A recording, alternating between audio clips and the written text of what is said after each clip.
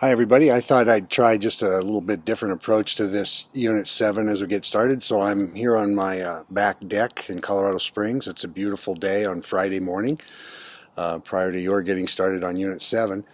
I want to compliment you first of all on the way you've handled the course thus far. The course is really only as good as you allow it to be through your ability to and willingness to reflect, and really appreciated the honesty with which you've done that. I think it's been refreshing. I know your fellow classmates have all benefited from that, and it seems to me we've developed a good learning community around that concept of reflection. Um, this Unit 7, I hate to say that any unit is more important than another, but as I was traveling around a few years ago in designing this course, I talked to several superintendents and some school principals about what kind of skills they thought needed to be refined for instructional leaders. And to a person, they all noted that having potentially difficult conversations with teachers was an area that they wish their building administrators had more skill in doing. And with that in mind, this Unit 7 is just really a fun one for us when we're on campus. We do a lot of role playing together. We are able to kind of bounce one idea off another, and it has a little more continuity to it. Um, in the online environment, I'm still wrestling with exactly how to bring that to you. Um, I think simulations are only effective to a point. I used to have a poster on my wall when I was a practitioner that said, "You cannot practice being miserable." And when you think about that, it's really true. Either you are miserable or you're not. You're not practicing it. And there is some misery involved in some of these administrative tasks. So it's kind of phony, if you will, when we try to simulate them. So what I've tried to do in the online thing is bring you a lot of content. So as you look at Unit 7, you're going to, at first, it'll look kind of daunting because there's lots of stuff there. You don't have to process that all this week. Just sort through the things that you're going to need to do the deliverables. Some of it you will need in Unit 8 to write your final. Now, on that note, the only thing you're going to do in Unit 8 is write your final, and it'll probably be two prompts.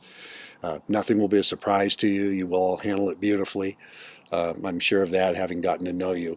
Um, in this Unit 7, I think early in my administrative career, having these kinds of discussions with teachers was a real challenge for me, mostly because I would show up almost over prepared and I would be too intense, if that makes any sense to you. And by being too intense, I was too willing to talk and not relaxing into the conversation and listening and giving a person a chance to sort of tell me where he or she was at that point in their career.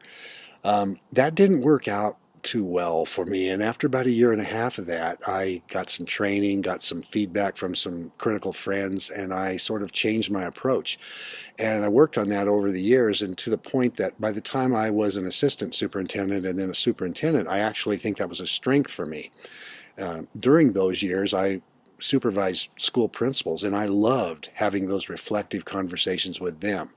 And I got good feedback from them about the style in which I conducted those because I did very little talking. I did a lot of questioning and then sitting back and listening, and then maybe asking guided questions or clarifying questions. And that became something that my building administrators were real comfortable with. Um, no matter what your style, whether you tend to have that almost too intense style that I had, or if you're more laid back and are a better listener, I think any of us can benefit from Robin Jackson's concept of designing these conversations to be strategic. They will all be different because we are differentiating our supervision, if you will, of teachers, just as we expect them to differentiate their instruction for students.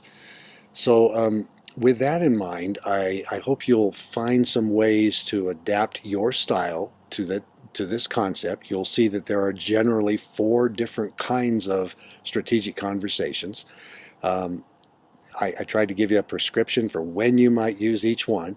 And just the idea of having a design and having a plan takes some of the emotion out of these kinds of discussions, and it makes us much more effective. And I think it goes a good long way toward um, having us be promoted as more professional.